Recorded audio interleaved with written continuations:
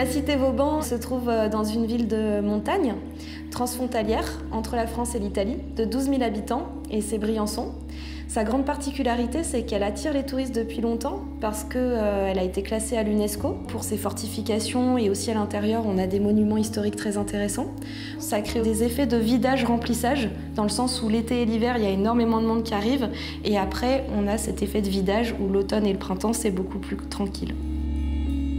Comme de nombreuses villes, la ville de Briançon s'est étendue au fil des années et du coup ça a créé différentes polarités, donc avec le renforcement de zones résidentielles et commerciales dans la partie basse de la ville et là dans la partie haute on a le centre historique qui du coup a un peu des difficultés en fait à maintenir sa vie, d'une part parce qu'il y a des problèmes de mobilité entre la ville haute et la ville basse, mais aussi parce que les gens parfois cherchent aussi d'autres modes d'habiter que le centre historique aujourd'hui ne propose pas, comme d'avoir de la lumière, des balcons, etc. Briançon, comme de nombreuses villes, est le support de 3 processus. D'un côté, il y a un effet de muséification, il y a une reconnaissance de sa valeur patrimoniale, mais l'autre effet, c'est que parfois on peut avoir l'impression d'évoluer dans un décor. On a un centre historique où en fait les gens du coup ne peuvent plus habiter. Du coup, on a l'effet d'un musée à ciel ouvert. Ensuite, le deuxième processus qu'on peut observer, c'est qu'il y a un abandon et une dégradation progressive du bâti, parce que justement, à cause de cet effet de vidage-remplissage, il n'y a plus des habitants à l'année qui prennent soin de leur logement, de leurs biens. Et ensuite, le troisième processus qu'on a observé, c'est la persistance et le renouvellement des modes d'habiter. Il y a malgré tout une vraie qualité de vie dans le centre historique, avec des habitants qui habitent à l'année, des logements sociaux, où il y a 142 ménages qui habitent là à l'année, avec des familles, avec des enfants. Et tout ça, c'est une richesse sur laquelle il faut s'appuyer pour construire le centre historique de demain.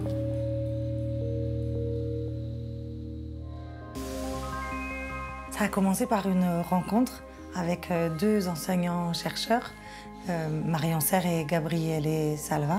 Et ils nous ont demandé si la ville de Briançon était d'accord pour être laboratoire d'expérience pour travailler sur une thématique dans les centres anciens. Et pour nous, ça a été un oui tout de suite, puisque c'est important pour les élus de pouvoir travailler en collaboration avec des personnes qui font de la recherche. Lorsque la ville de Briançon a été lauréate avec le POPSU et dans le plan du PUCA, on a rencontré les enseignants-chercheurs et on a mis en place une méthodologie avec tout un travail au départ de diagnostic pour comprendre un petit peu ce qui se passait dans notre centre ancien.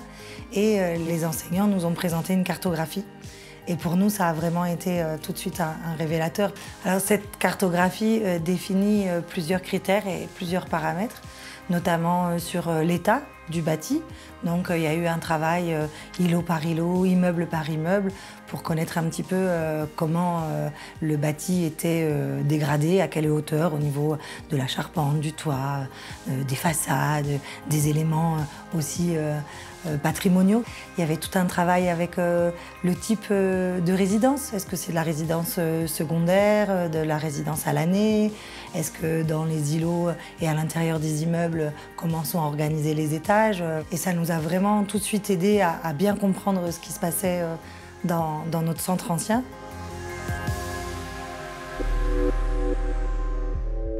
C'est vrai que j'habite ici depuis plus de 30 ans. Et en 30 ans, j'ai vu effectivement toute une évolution. C'est-à-dire que quand on est arrivé, il y avait des commerces de proximité, pharmacie, boucher, 2 épiciers, marchands de chaussures, coiffeurs, enfin c'est inimaginable tout ce qu'il y avait. Et petit à petit déjà, ce dont moi j'ai été témoin, c'est de la disparition du petit commerce. Tout était plus pratique dans la ville basse, parce qu'en bas, pour stationner, c'est plus facile, parce qu'on est plus proche des hypermarchés. Ce phénomène-là, en plus, a été renforcé par la disparition des services publics. Le tribunal, l'ancienne école des infirmières, l'antenne des HLM, la maison des solidarités. Et puis ben voilà qu'on ferme la bibliothèque. On oublie tous les aspects très positifs qu'il y a dans cette vieille ville pour aller sur un modèle standard comme ce qui se passe en bas.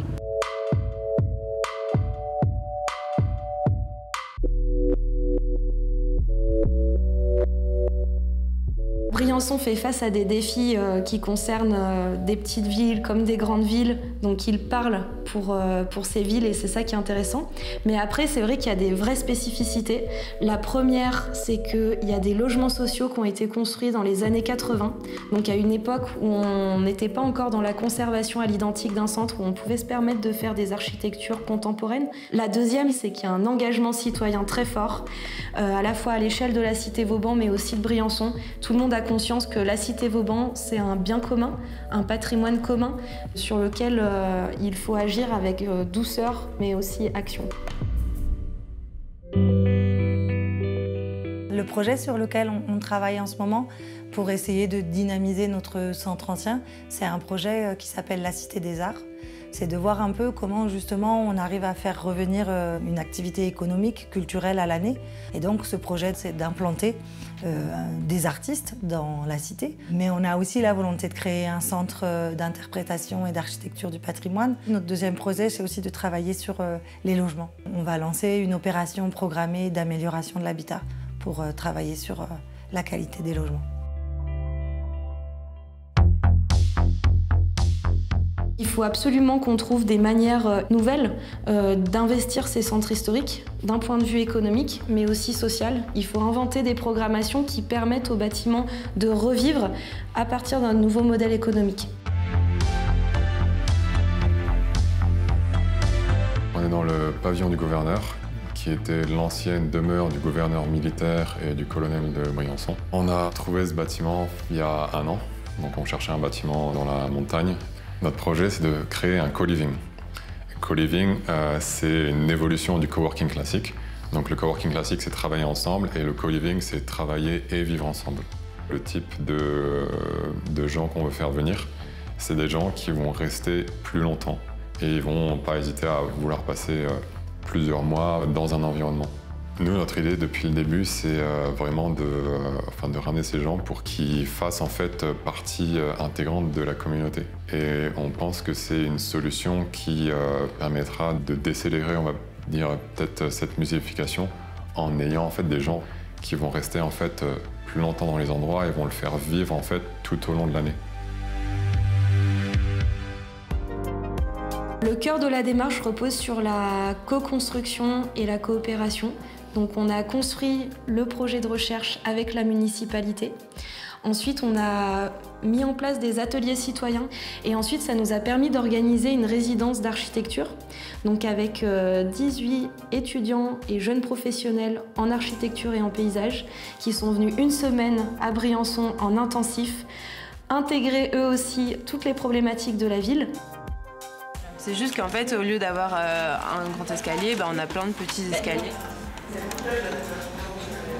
Attention, on va accueillir du public, on va juste se mettre aux normes maintenant. Cette résidence d'architecture, elle était là pour être un déclencheur de réflexion et d'un processus qui peut être approprié par la municipalité et les habitants pour aller plus loin derrière. Les jeunes architectes et paysagistes sont restés 1 semaine. On a fait des visites de terrain, on a fait du travail en atelier pour faire les projets et une restitution publique le dernier jour. Considéré comme une placette de... Le cœur ancien de Briançon est très dense et qu'on a une hypothèse, c'est qu'en créant des espaces d'aération, on pouvait améliorer la qualité d'habitat, de diminuer les vis-à-vis, d'ouvrir de nouvelles vues et d'améliorer les qualités d'ensoleillement des logements. La présentation sera demain, donc du coup on est encore un peu dans l'étape où on produit, on est heureux de nos dessins et on espère avoir un discours assez cohérent et que les gens comprennent les intentions et arrivent à s'adapter et à imaginer qu'ils les voudraient aussi.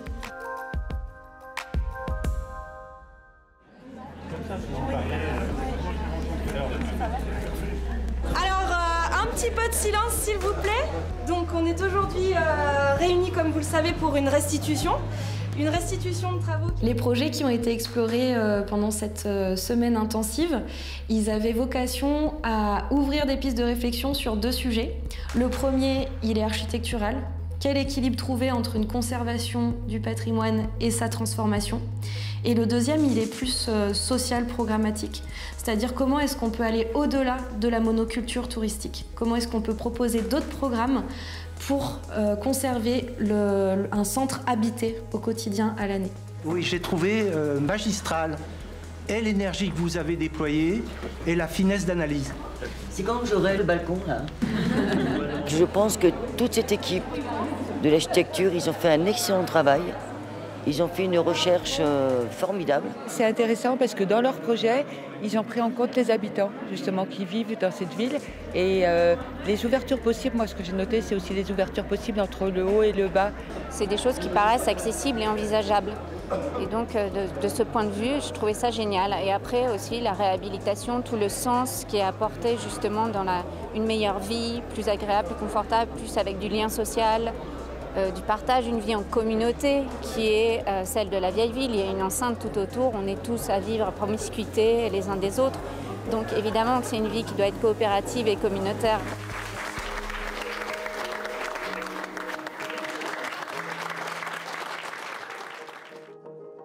La co-construction, c'est un enjeu fondamental aujourd'hui. C'est-à-dire on n'a pas d'un côté les chercheurs qui seraient dans leur laboratoire à réfléchir autour de questions théoriques, et puis de l'autre, les praticiens, les élus, les services techniques. Chacun sont porteurs d'une connaissance et elle nécessite d'être croisée, d'être métissée, d'être mise en dialogue. L'enjeu de la co-construction, c'est de poser autour d'une table un dialogue constructif entre l'ensemble des parties prenantes, les élus, les chercheurs, les services techniques, mais aussi les citoyens, les habitants, pour co-construire le territoire de demain, comprendre quelles sont ses forces, quelles sont ses fragilités, mais aussi comprendre quelle transition auquel le territoire est confronté aujourd'hui. On espère que notre recherche aura des effets à plus ou moins court terme. Déjà, ça peut être une base solide pour la municipalité en termes de diagnostic pour prolonger des études sur comment rénover le centre ancien. Et ensuite, on espère aussi que les habitants qui vont sans doute se créer en tant que collectif des habitants de la vieille ville, vont pouvoir faire valoir leurs idées et du coup que notre action, elle aura permis davantage d'échanges finalement entre la municipalité, les habitants et les institutions comme l'architecte des bâtiments de France par exemple.